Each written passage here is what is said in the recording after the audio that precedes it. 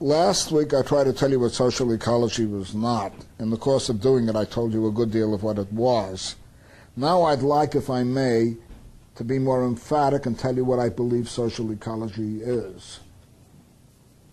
Now, as I told you, or if I didn't tell you, I will now, the word was hardly used when I began to employ it. It had been used years back to denote human ecology.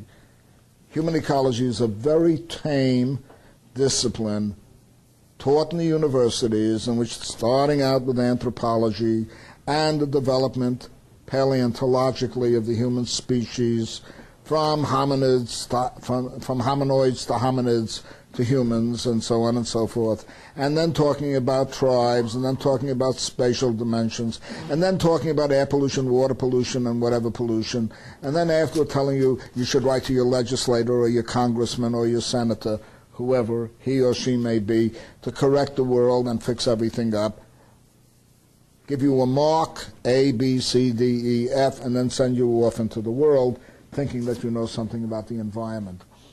In fact, Massachusetts Institute for Technology, back at around the time that I was writing, called human ecology sanitary engineering.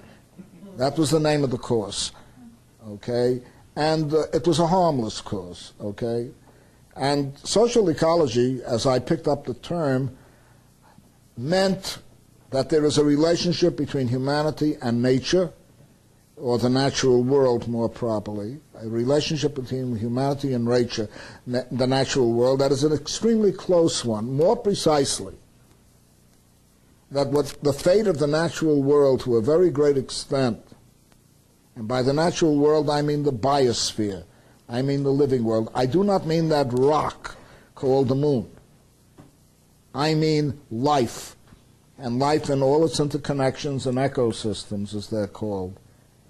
That world of life, which has been an evolving process for the greater part of 4 billion years, and most rapidly within the past billion years, even less, that world of life is profoundly affected by social developments. That it is society, and the way in which people establish social relations, and the attitudes they develop toward the natural world as a result of these social relations, that will profoundly determine the future of the biosphere, the ecosphere, call it whatever you like. Now, this is a very provocative notion, however simple it might seem, because what it says is that the center, the locus, the target, the focus, use whatever word you want, of the environmental problems that we face today exist not only in our attitudes toward nature, but in the kind of society in which we live. Our attitudes toward nature, and I want to use the word nature very provisionally. I mean the natural world. I mean that natural evolution. That phenomenon that we call natural evolution, of which we are products, and that evolution can be traced. Our evolution in the natural world can be clearly traced today with an enormous amount of supportive paleontological material, or physical anthropology and the like, that our evolution out of the natural world, and we are still part of the natural world, even as we evolved out of the natural world to form a social evolution, has profoundly affected the natural world. And unless, however importantly we talk about the need to change our attitudes toward the natural world, however importantly we think it is, we seek to evolve a greater sensibility, a richer sensibility toward the world of life around us,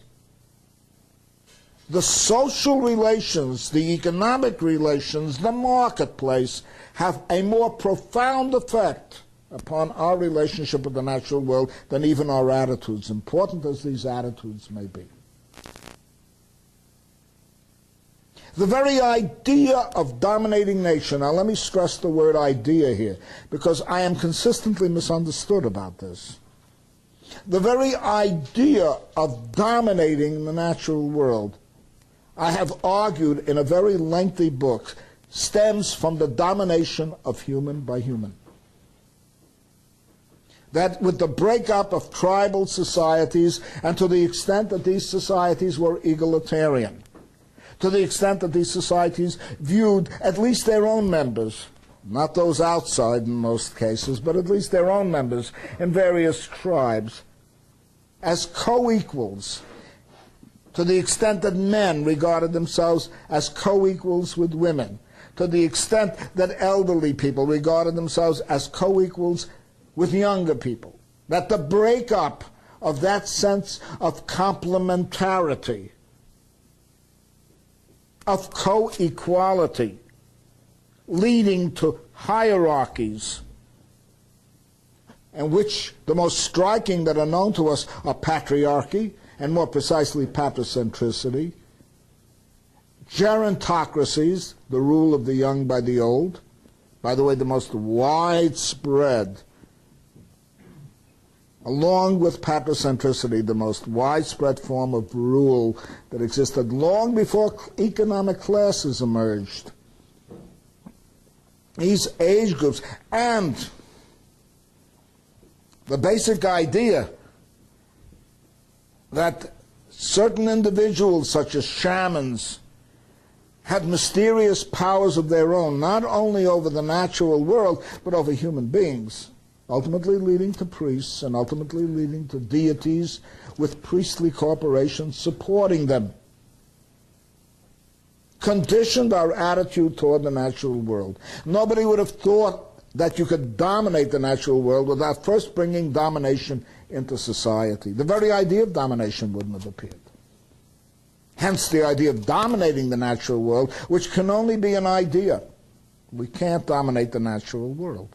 It's an absurd statement. You can't dominate a chair, you can't dominate a tree, you can't even dominate an animal. It doesn't know that it's being dominated. You have to have an intersubjectivity, an interaction between two subjects who know what domination means before domination can emerge, become meaningful, become relevant. That domination which existed among human beings gave rise as men began to dominate women, as age groups began to dominate, older age groups began to dominate younger ones, as you began to see warrior groups dominating the rest of the community and forming a state, all the way through.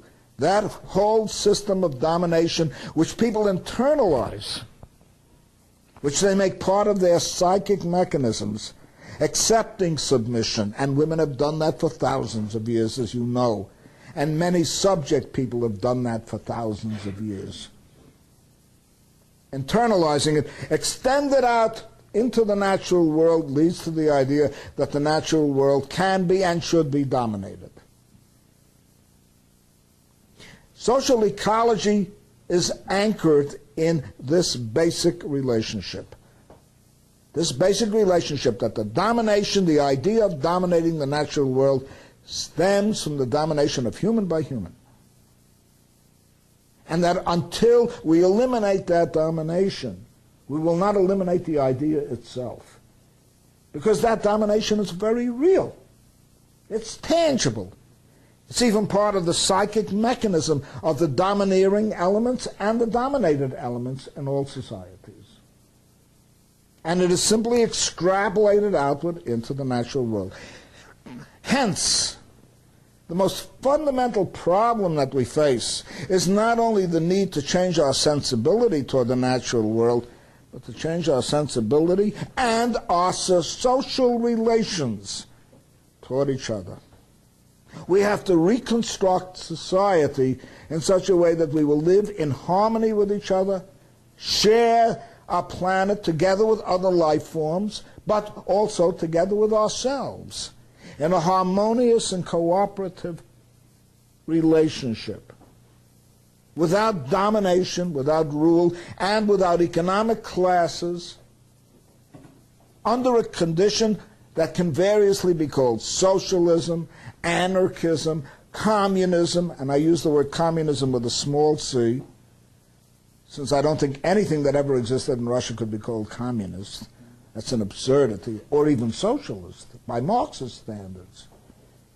Or if you like, communalism, and so on and so forth. There's a variety of words that you can use.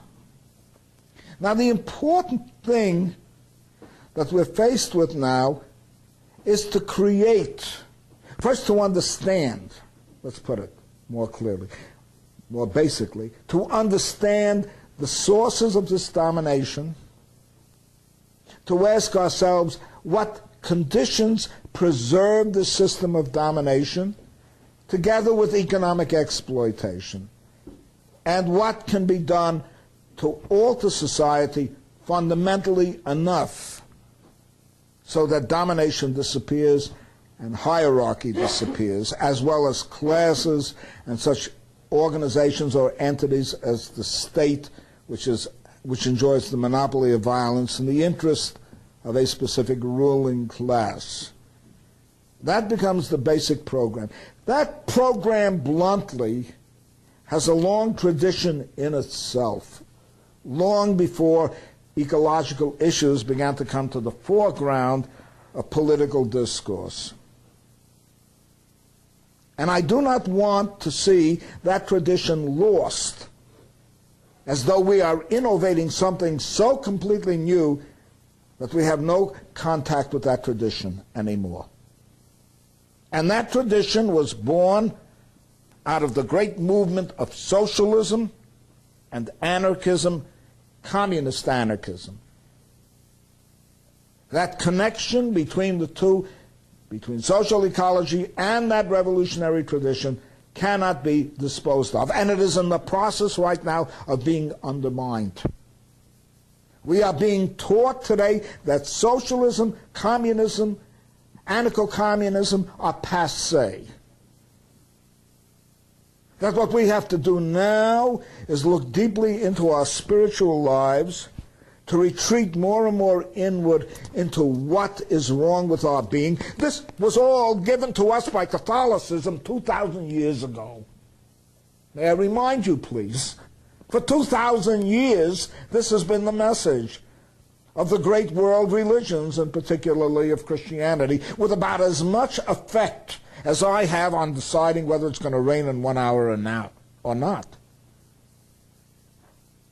That message that we shall all one-to-one, gradually, which incidentally gave rise to a tremendous church hierarchy, ending up with the Pope in Rome and the College of Cardinals. That idea that we're going to do it on a one-to-one basis by spiritually renovating ourselves is one of the most bankrupt ideas that exists today, because people have to face certain realities, how they're going to eat, how they're going to live, how they're going to maintain a decent life for themselves and their children, how they're going to maintain their loved ones, and how they're going to relate to them. These things have a tremendously important economic dimension. Somebody coming like a dinosaur? Oh, I see. Everybody's eyes turned. So, I didn't want to miss anything. These ideas have to be worked out and clearly formulated. In other words, we have to be, if we're going to be serious, environmentally concerned people, we have to be a social movement. We cannot simply be a spiritual movement. In fact, we cannot give so much attention to spirituality that people who are going hungry today, that people who are being discriminated against in every aspect of life because of sex, because of ethnic background, because of whatever you like, nationality, etc., etc., that people who are today faced with disease, impoverishment, will be ignored and not integrated into a larger movement that can connect with environmental issues. It is all very good and well to sit around and indulgently, in the beautiful and balmy palm trees of California, talk